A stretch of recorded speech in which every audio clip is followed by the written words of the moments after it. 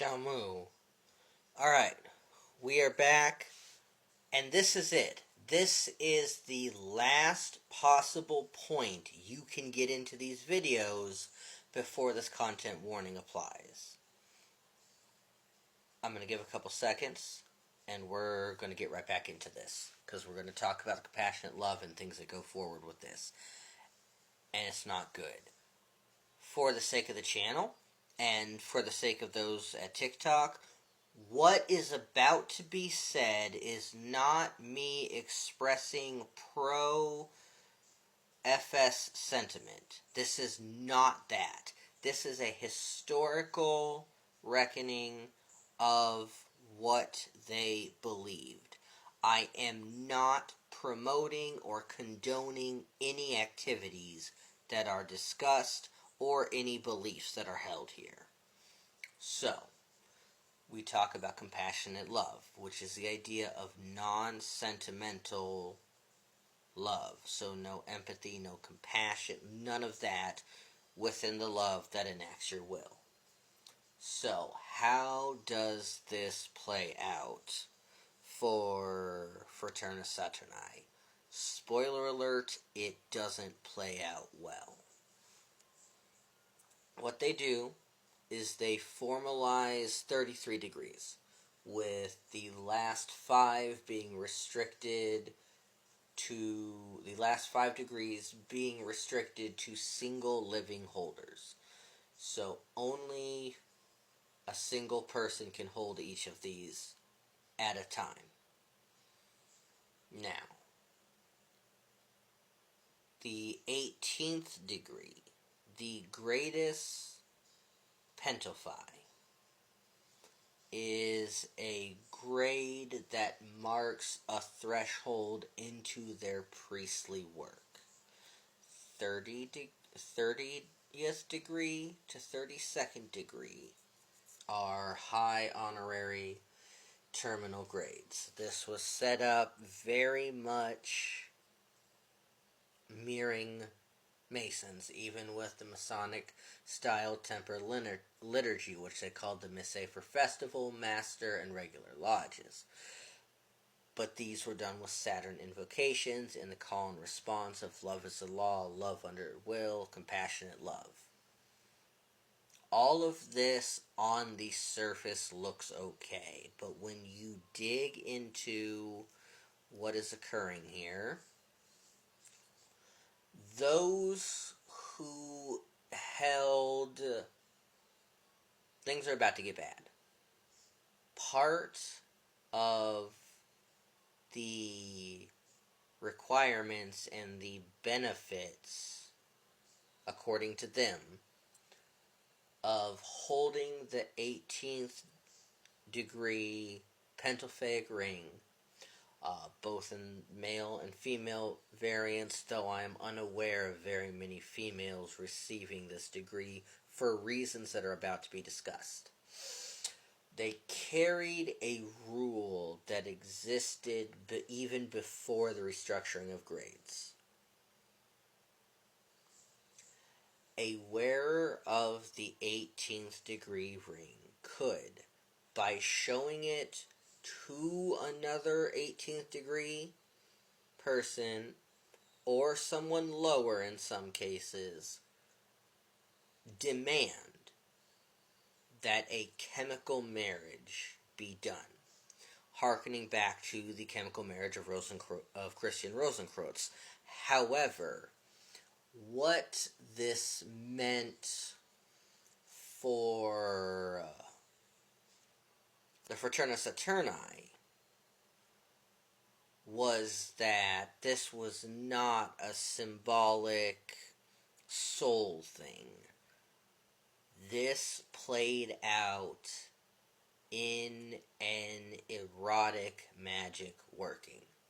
Within the Fraterna Saturni, erotic magic, penetrative magic, is framed as a union with one's opposite self in the Saturnian Luciferian dark light, the orgasmic magical power.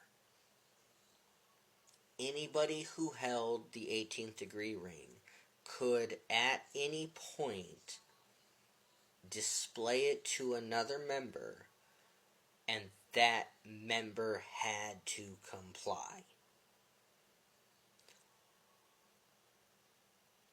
There are humongous issues with this. We have gone very quickly off the rails. And sad to say, this only gets worse.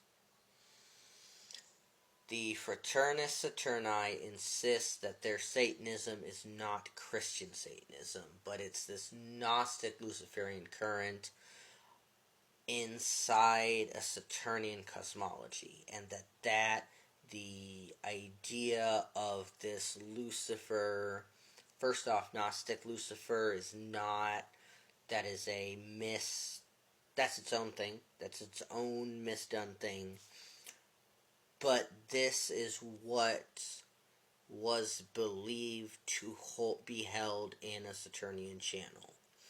They had a group spirit, which they called Gotos, which was central to leadership, mystique, and identity.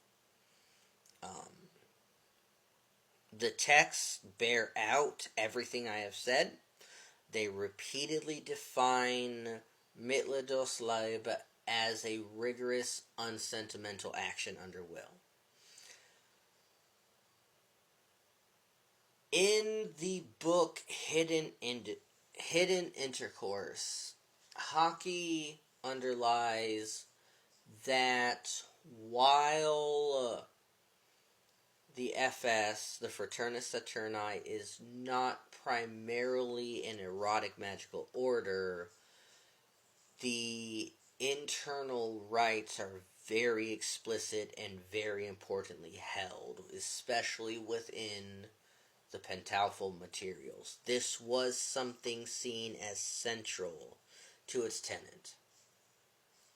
Now, as if that wasn't bad enough,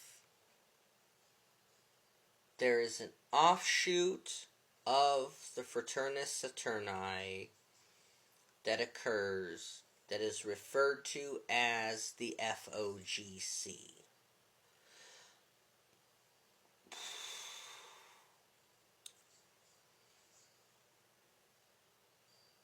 This can be researched.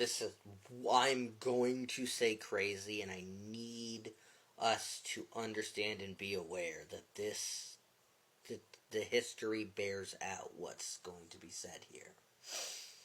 The FOGC was an inner cult within the Fraternis Saturni current that was seen as a cult of mortal sacrifice.